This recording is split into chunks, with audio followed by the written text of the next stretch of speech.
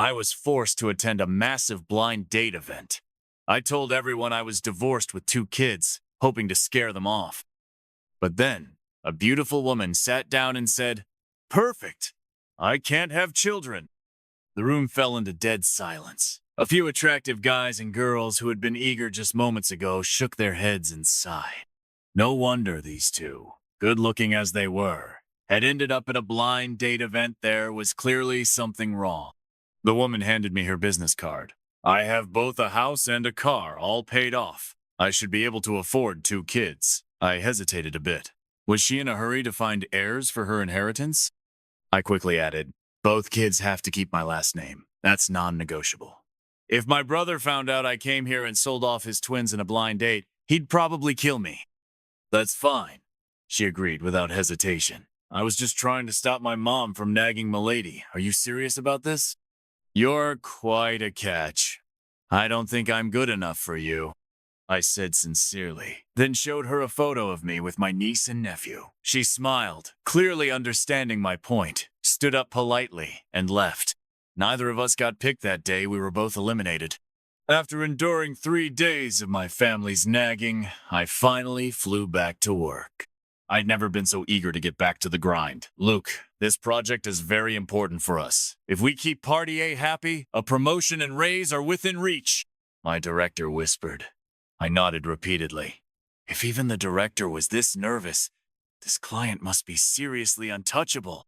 As I heard footsteps approaching, I stood up straight and put on my most professional and sincere smile. And then I saw a familiar face, Jennifer Delaney. That elegant and delicate face was unforgettable. But why was my blind date sitting across from me as my client? She clearly recognized me, too. After exchanging a few pleasantries with my director, she glanced at me with a faint smile. "How are the kids doing lately? Since when was Jennifer so good with words?"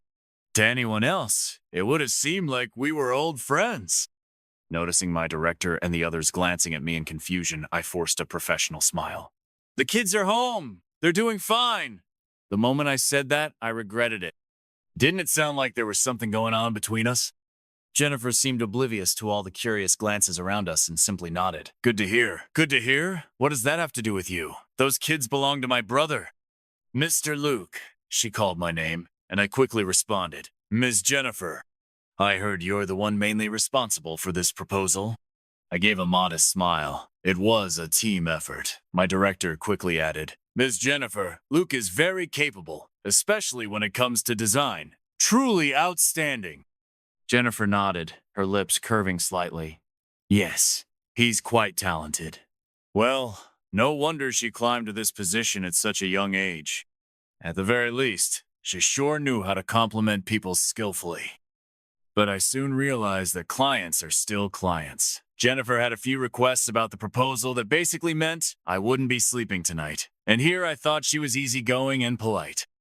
Totally misjudged her. When we saw them out, the director specifically asked me to handle it. Thinking of the extra workload, it was hard to keep smiling, even at such a pretty face. Jennifer's assistant went to get the car, and there was a step of distance between us. The sudden quiet made things awkward. After all, she was the client. I cleared my throat and tried to break the silence. "Ms. Jennifer, how have you been?" She frowned slightly and looked at me. "Not bad, but you don't look so well." "How could I be? You don't even realize what you just did back there in the meeting." Before I could respond, Jennifer seemed to get it. "Single dads do have it tough. I truly felt like we were never on the same wavelength." She paused, then asked, "Your colleagues don't seem to know about the kids?" I mentally cursed my director. No, they indeed had no idea I was parading around a blind date event with photos of my niece and nephew. But since the conversation had reached this point, I had to bite the bullet and explain, "My parents usually take care of them. My folks love taking the kids out and occasionally throwing shade at me." Jennifer nodded. Understandable. Raising 2 kids isn't easy for a man. I was a bit surprised to hear her say that, and couldn't help glancing at her again. The afternoon sun lit up her delicate features, her curves accentuated. Tsk. If only she could have kids, she'd have men lining up for miles. What a shame. For a moment, I actually felt a little sorry for Jennifer, but that feeling vanished instantly as I saw the Porsche slowly pull up. I should probably just feel sorry for my broke self instead. Take care, Miss Jennifer. As she was about to get in the car, Jennifer suddenly turned around. I'll leave the revisions to you. Let's stay in touch? Of course. I could only smile and agree. Jennifer said her contact info was on the business card from the blind date. My smile grew even brighter. Who keeps a failed blind date's business card? Of course, Miss Jennifer. Because of that one sentence, I ended up digging through my closet in the middle of the night, finally finding the wrinkled business card. After sending her a friend request, I curled up on the couch and started revising the proposal. After working overtime for a week straight, Jennifer finally approved it. My director looked at me with pity. Luke, I honestly thought you and Miss Jennifer had something going on. Guess I was way off. They say Miss Jennifer hates men looks like it's true. Even a handsome guy like you got shredded. I hesitated for a second. So, director, about the bonus. The director waved his hand. Don't worry. If nothing else, Miss Jennifer is definitely generous. That cheered me up, and I silently raised my opinion of Jennifer a few notches. After all, she was upfront about everything during the blind date. Pretty honest, right? That day, both sides met up for a dinner meeting. Holding my glass, I calculated the bonus I'd get from closing this deal and suddenly found Jennifer much more pleasing to the eye. Oh, Ms. Jennifer also went to number 3 high school? The director looked surprised and quickly turned to me. Luke went there too! Luke, why didn't you ever mention it? Huh?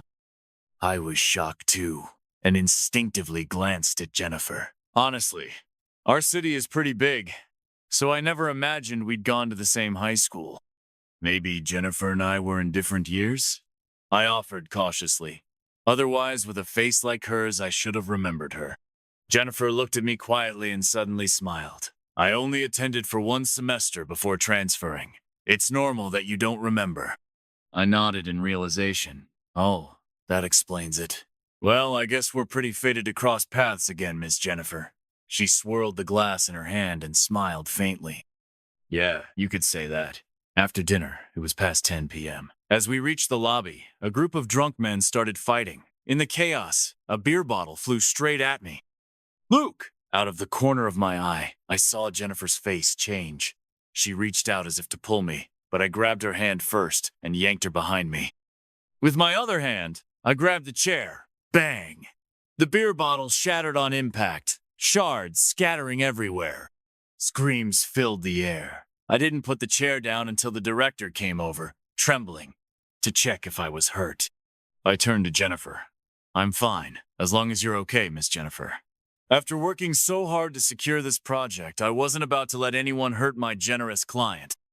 Besides, Jennifer wasn't in great health to begin with. Who knew how bad it would have been if she got hit? Jennifer stared at me, her black eyes shining brightly. The restaurant manager rushed over to apologize while the drunken men froze, not knowing what to do. Let's settle this privately, Jennifer said. Then she lifted my hand. That's when I noticed a small scratch on my index finger from the chair splinter.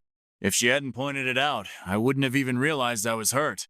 My client truly had sharp eyes. I happily accepted the compensation. Jennifer offered to drive me home. The director and others seemed to assume we were privately quite close and watched us leave with knowing smiles. Outside a pharmacy, Jennifer bought a pack of Band-Aids. Give me your hand. I obediently held it out. Thank you, Miss Jennifer. Honestly, if we'd waited any longer, this cut would have healed on its own. Lowering her lashes, Jennifer carefully applied the Band-Aid. The dim car lights cast a warm glow. Her focused expression and the gentle touch of her fingers created a subtle tension. Then Jennifer looked up, our faces a little too close. My breathing quickened instinctively. Miss Jennifer, really, I'm fine. I know, she nodded. I quickly pulled my hand back. For a second there, my heart actually skipped a beat. This woman was dangerously attractive. Jennifer calmly restarted the car and drove me home. I didn't invite her up, there were no kids waiting. Just my superficial roommate. As soon as I walked in, Carlos Mera greeted me with an excited, gossipy look, pointing downstairs. A Porsche? Did I see that right? Luke Dawson? Are you about to ascend to immortality? I ignored this shallow man and stared at the Band-Aid on my hand. SpongeBob? Jennifer bought SpongeBob Band-Aids? Was she secretly that playful? Her beautiful face popped into my mind again. I quickly tore off the Band-Aid and tossed it in the trash. Bad idea! Stay away! Stay away! As the project moved forward smoothly and I saw my paycheck, I couldn't help but think Jennifer had her good sides too. Ms. Jennifer, thank you for your guidance and support these past weeks. I hope we'll get the chance to work together again. I sent her a message, a polite farewell to my client. She quickly replied, No need to thank me. You're excellent yourself. Tsk. Gotta admit, this woman has good taste. She followed up with another message. And thank you for the other night.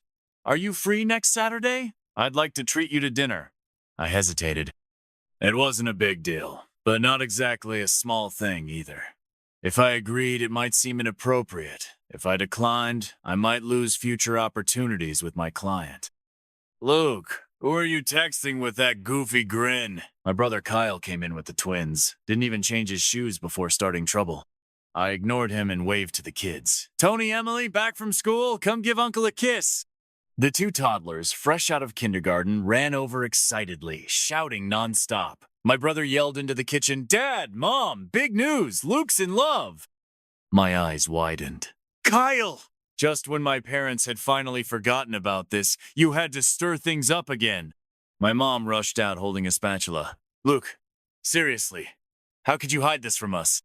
My dad, still wearing his apron, followed with a curious look. Who is she? Where's she from? How tall? What does she do? I was about to explain, but Kyle jumped in first. Luke, you really should have told us sooner. I was even thinking of introducing you to my friend's sister. But if you're already seeing someone, I'll let them know. I swallowed the words I was about to say. If I confessed this was all a misunderstanding, I could only imagine the nightmare that would follow. Gripping my phone, my mind raced. No need! I've actually met someone pretty nice recently. Yeah, from a blind date. That big speed dating event? When it came to money matters, Jennifer and I actually got along quite well. My parents were both pleasantly surprised, but Kyle raised an eyebrow, clearly skeptical. Really?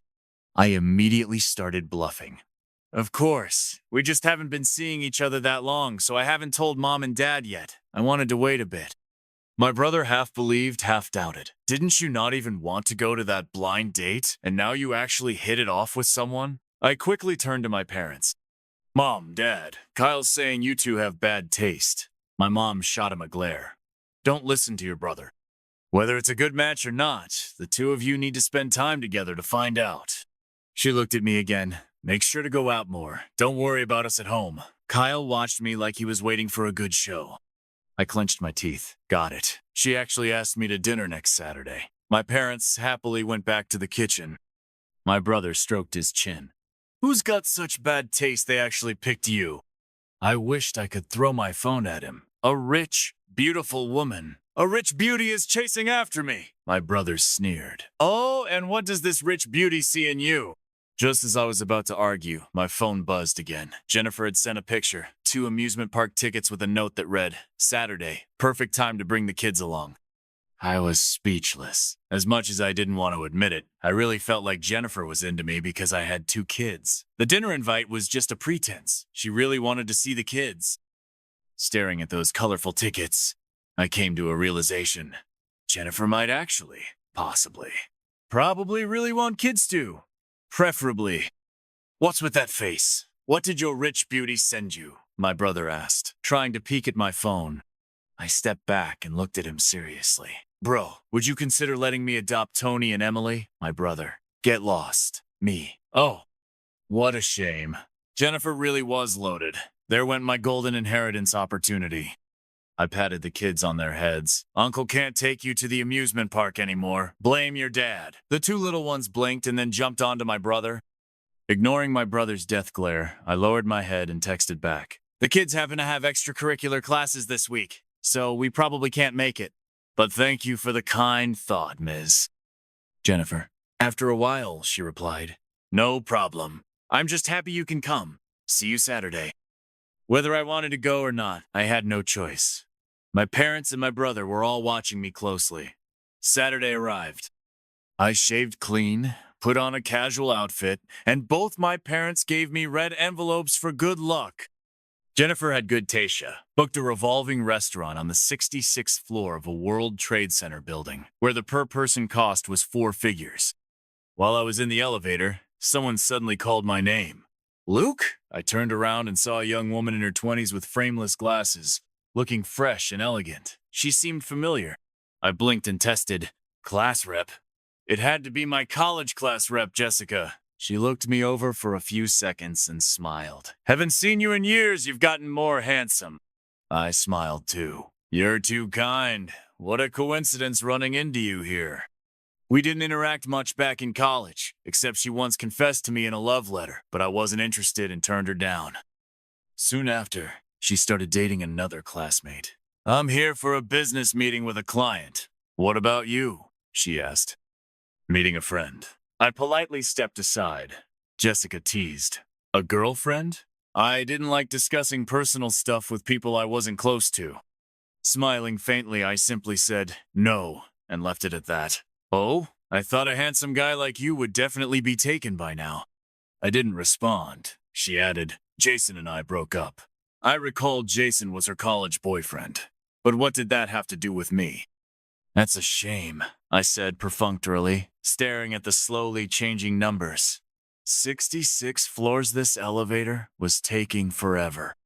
Plus, the middle floors weren't even open to the public. Judging by her demeanor, she was obviously heading to the 66th floor too. Luke.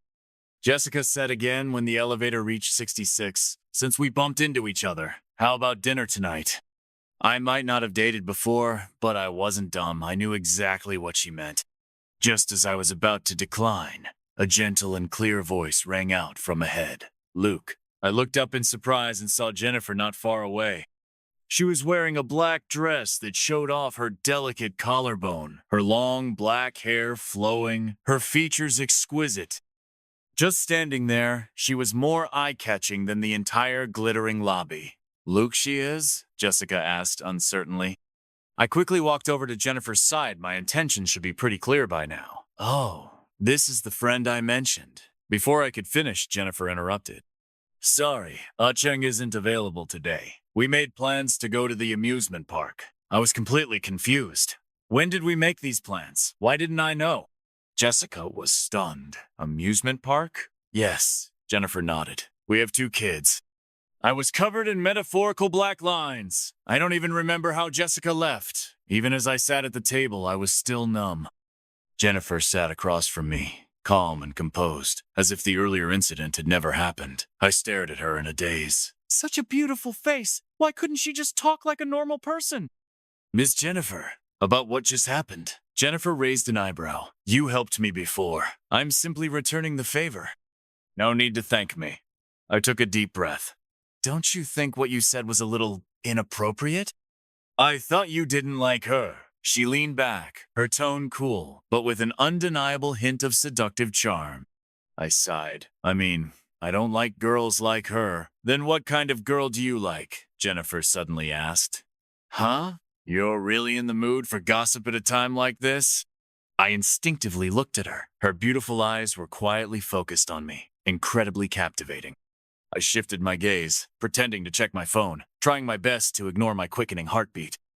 Hard to say. I guess it depends on chemistry, I answered hastily, feeling a growing unease like something was slipping out of my control.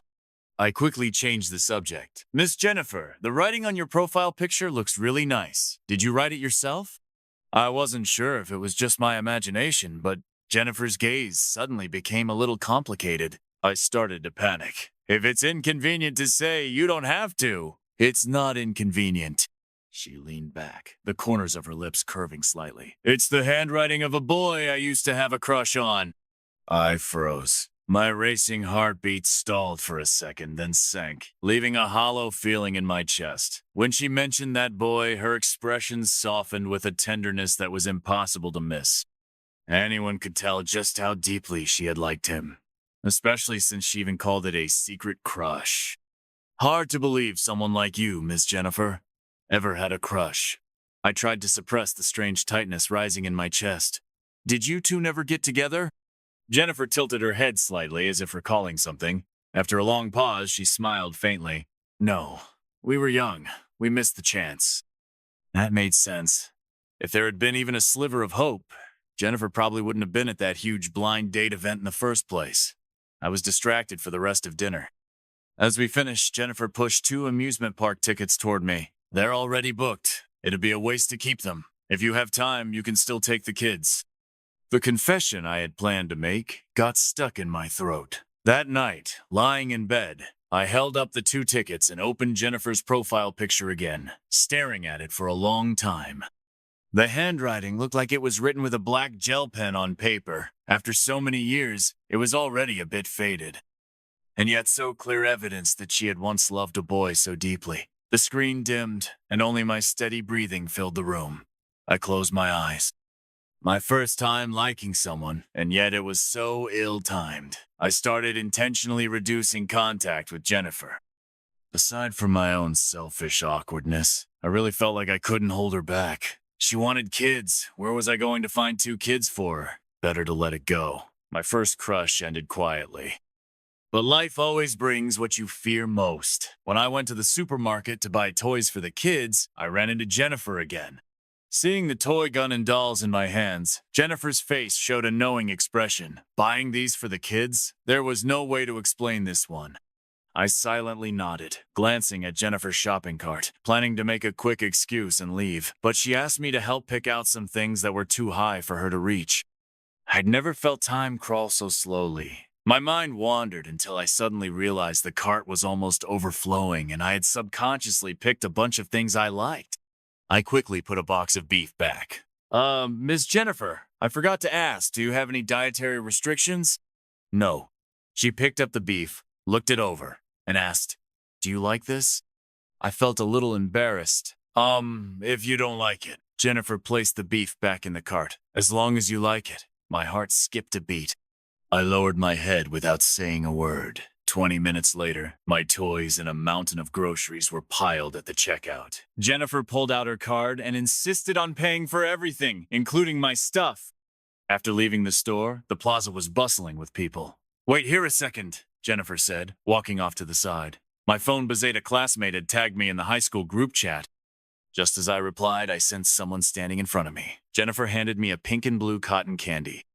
I was stunned. Jennifer looked at me, then suddenly stood on tiptoe to meet my gaze, her eyes filled with a playful smile. This is just for you. I grabbed the cotton candy and fled in a panic.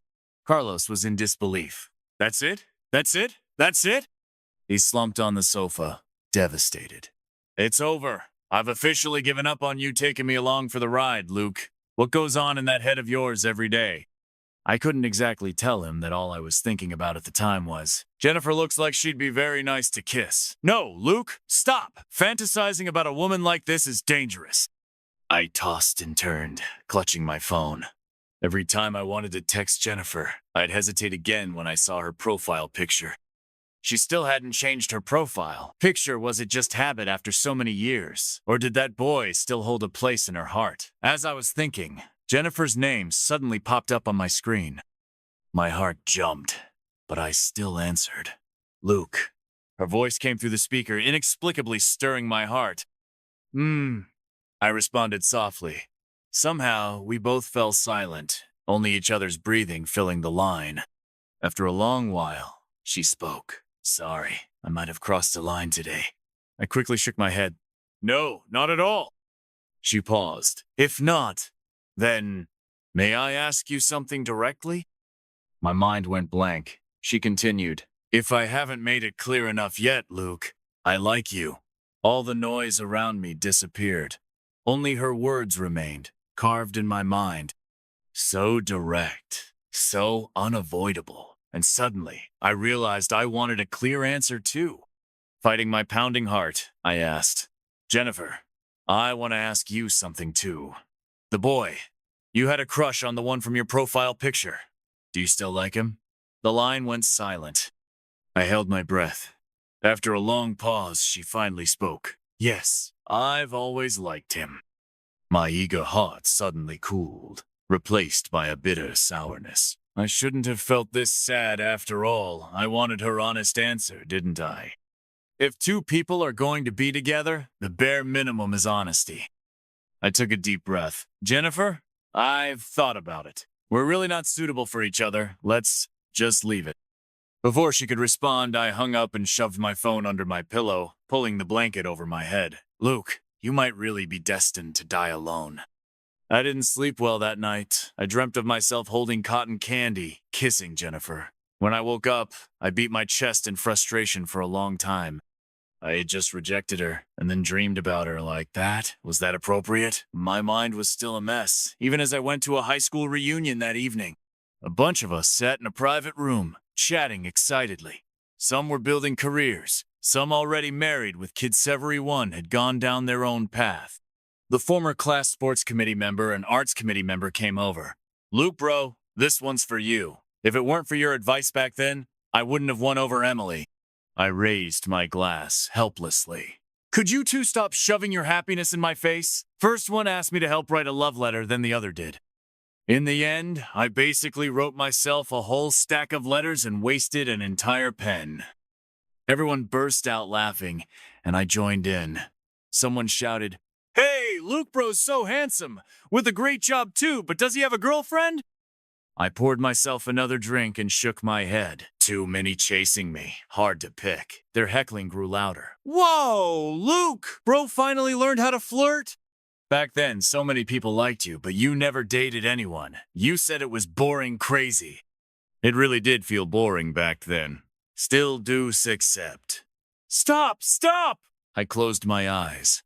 Luke, don't think about Jennifer anymore. Jennifer? Suddenly, I heard someone mention her name. What about her? Wait, did I say her name out loud just now? I followed the voices and saw a few guys chatting quietly. She's married? For real?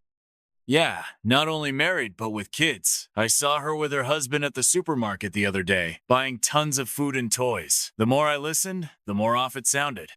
I leaned in. Who are you guys talking about? One of them answered, Jennifer, the one who transferred after one semester in our first year of high school. You remember? Super. Pretty. Wait, something didn't feel right. Luke bro only had eyes for studying back then. Probably doesn't even remember, another guy said confidently.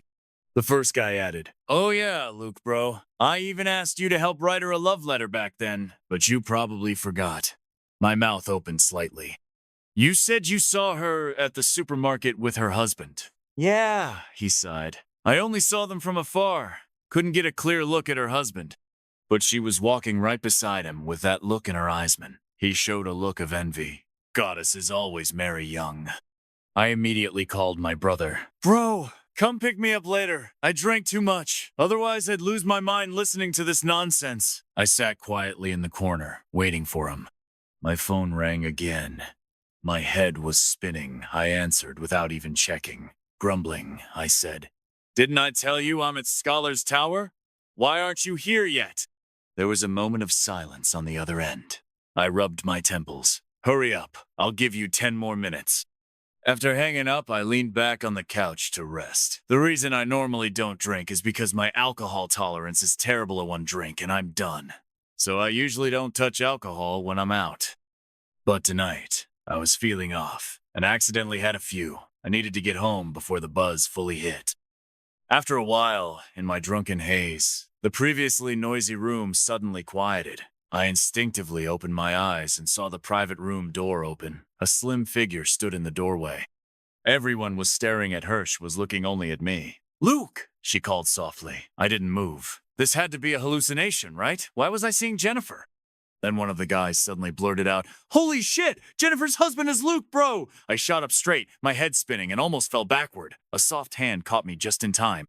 The room was dead silent. Everyone looked like they had just witnessed some explosive gossip. Someone mumbled, No wonder Luke bro said he didn't have a girlfriend, he's got a wife. And kids too. My chest tightened. I was about to explain when Jennifer spoke first. Luke's drunk. I'll take him home. Excuse us. Outside the restaurant, the night wind sobered me a bit. She stopped, but still held my hand. How much did you drink? I replied stiffly. None of your business, Miss Jennifer. I believe I made myself very clear on the phone that day. That call earlier, it was her, not my brother. I never should have answered. Give me a reason. Jennifer said, staring at me. I stayed silent. Her lips tightened stubbornly. I could feel you coming toward me. Why pull away again? I looked down at her. What about you, Jennifer? You clearly love someone else. Why are you messing with me? The moment I said it, I regretted it. Maybe to Jennifer, I was simply a great marriage candidate, and she happened to have some affection for me, but so what? Who was I to question her like this? Right then, I finally understood jealousy without qualification hurts the most. She said nothing, just quietly stared at me. I turned to leave. Suddenly, she spoke. Luke, do you have a conscience? My anger flared. You're the one with no conscience! The alcohol hit me hard, and my last bit of reason snapped. I like you so much. And you? You're only into me because I have kids, and now you dare accuse me of having no conscience? If you had any conscience, you'd be with that boy you've loved for so many years, instead of standing here with me. Jennifer asked back, Luke, are you jealous? It was like she hit a nerve I completely lost it in my drunken state. Yeah, so what if I am? I dare to admit it, do you? Jennifer, if you've got the guts, go chase after him. The next second, a sweet scent approached. Jennifer grabbed my collar, stood on tiptoe, and whispered in my ear, You're about to find out whether I dare or not. Before I could react, Jennifer kissed me. It was fierce and burning, carrying so many unspeakable emotions, leaving no room to escape. Her light perfume mixed with the alcohol, making my heart race wildly. Instinctively, I held her tightly by the waist and kissed her back even deeper. My mind went completely blank there, was only her. Only her. At last, she bit my lip gently, gritting her teeth in a low voice. Who gets this jealous over themselves, huh? I was stunned for a second. What? She looked up at me. What? You can't even recognize your own handwriting? A ridiculous thought popped into my head. My eyes widened in disbelief. You're saying the handwriting on your profile picture that's mine? Impossible. Jennifer suddenly let out a playful laugh. Oh, so you won't even admit to the love letters you wrote me? No, that's not true. Don't make things up. Jennifer said nothing, just stared at me, making me more and more nervous. Suddenly, I remembered I did help someone write love letters back then. But the signature wasn't mine, right? My heart trembled as I asked cautiously. I was always very professional. I checked every letter carefully. I wouldn't make such a rookie mistake. Jennifer tilted her head slightly. I wouldn't mistake your handwriting. I let out a small breath of relief, but quickly tangled up in another issue. So technically that wasn't a love letter from me to you, right? I was just a ghostwriter. Paid! At that! Of course, I dared not say that in front of Jennifer now. Jennifer narrowed her eyes. You wrote it with your own hands, and it was given to me that counts. Women being unreasonable is truly terrifying. I couldn't help but ask, but how did you even recognize my handwriting? Back then, we weren't even in the same class, not even the same building. Otherwise, I would have remembered a face like hers. Jennifer suddenly fell silent, turning her head slightly, her ears visibly blushing. Before I could press her for an answer, a car pulled up beside us. The license plate instantly sobered me up. Then, I saw my brother's face behind the car window. He looked at me, then at Jennifer, and finally at our clasped hands, raising an eyebrow. I instinctively tried to pull my hand away, but Jennifer gripped it tighter. Right, why should I feel guilty? Let my brother take a good look at his rich, beautiful sister-in-law. But before I could say anything, two little faces popped out of the car, excitedly looking at us. My heart skipped a beat. Crap! I hadn't explained the kids to Jennifer yet. My brother got out, leaned against the car door, glanced at Jennifer a few more times, and chuckled. So it's you. How did my brother know Jennifer? But what he said next confused me even more. After all these years, I didn't expect to see you again. My mind froze. I blurted out, Bro, be polite. This is my girlfriend. Just got together, officially stamped and sealed. The two little ones sensed the odd atmosphere and asked in their baby voices, Daddy, is that Auntie? My brother burst out laughing. Luke, since you have a girlfriend, bring her home to meet Mom and Dad already. Stop making a scene on the street. You're the one making a scene. Your whole family's making a scene. My brother raised his chin. Let's go home. I lowered my voice. Jennifer, I'll go for now. I'll explain everything about the kids later. As I was about to leave, Jennifer grabbed me again. Everything you said earlier, it all counts, right? I quickly replied, yes, yes, yes. My brother's gaze was practically slicing me into pieces. I had to run. Only then did Jennifer release me. Good. All right, talk. What's going on? My brother asked lazily while glancing at the rearview mirror. Shouldn't I be the one asking that? I stared at him. How do you know Jennifer? And what did you mean just now? My brother glanced at me, a bit surprised, then understanding. All right, you wouldn't know about this. He tapped the steering wheel. Remember when you first started high school and got into that fight after school? I thought for a moment. Which one? My brother cursed under his breath, impatient. Right after military training, you took on 3 guys and lost your school badge. I said, oh, that one wasn't my fault. They were bullying a schoolmate. I just stepped in. My brother's expression turned strange. Stepped in? More like you were bored. Okay, fine. I was in a bad mood that day. Passing an alley, I saw some thugs cornering a girl from our school, so I jumped in. I only remembered the girl wearing a baseball cap and our blue and white school uniform, looking extra slim and petite. Wait, a realization hit me. That girl was Jennifer? My brother looked at me like I was an idiot. With that brain of yours, I actually worried you might fall in love early. What a joke. I rolled my eyes. After a pause, my brother continued. After that, I noticed a little girl always following you home after school. Not too close, not too far. At first, I thought she was your girlfriend. But turns out you had no idea. Then after a while, she stopped following you. She transferred schools. I figured she gave up. Who knew? My brother clicked his tongue. After all these years, she still remembers you. Someone sent a photo from tonight's reunion. 10 years later, we're still us. Staring at that caption, my chest tightened. 10 years. Turns out some feelings really do last that long. Jennifer called. Luke? Home yet? I took a deep breath before answering. I'm home. Jennifer, what I said during that blind date. I was just making stuff up. Tony and Emily are my brother's kids. Jennifer was silent for a moment. I know. I was stunned. You know? That blind date was just to get my parents off my back, but I didn't expect to run into you there, Jennifer said. Afterward, I contacted some old classmates. They told me you weren't married, but your brother had twins.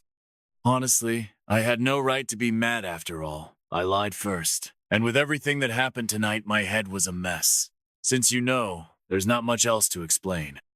It's just, I once asked my brother if I could adopt the kids, but he refused. Jennifer fell silent on the other end. I hesitated. Maybe we can adopt one together? After a long pause, Jennifer finally spoke, her voice calm. Actually, I think I can try a bit harder. My heart ached. I opened her profile picture again, the black handwriting bold and vivid. This woman. I nodded firmly. Okay. To me, whether we have kids or not doesn't matter, but since you want it so much, then let's try. When my parents heard our relationship was progressing well, they moved quickly. My brother, for once, didn't stir up trouble, so things moved even faster. Meet the parents, set the wedding date, book the hotel. After trying on wedding outfits, Jennifer and I went to our new home. She pulled out a blue velvet box from a drawer. A gift. I opened it curiously. What's so mysterious that you had to give it to me here? Inside was my high school name tag and an unsent love letter Jennifer had written to me back then. I used to think maybe we weren't meant to be and kept missing each other. Jennifer said, back then, I felt if it wasn't you, then it couldn't be anyone else. She held my hand, but luckily, I finally caught you this time. Luke, you can't write someone a love letter and not take responsibility. I couldn't help but lean in to kiss her. Jennifer, even though Luke wrote a lot of love letters for others, he only ever loved you. He's willing to spend his entire life writing this one letter and finally sign his own name at the end. 3 months after the wedding, I stared at the 2 lines on the test and shouted excitedly, Jennifer, you're going to be a mom! Jennifer kissed me. Luke is amazing. I thought for a second. Maybe it was just luck? Jennifer gripped the blanket. I don't think it was luck. I kissed her again, cutting off her reply. This love letter really will take a lifetime to finish.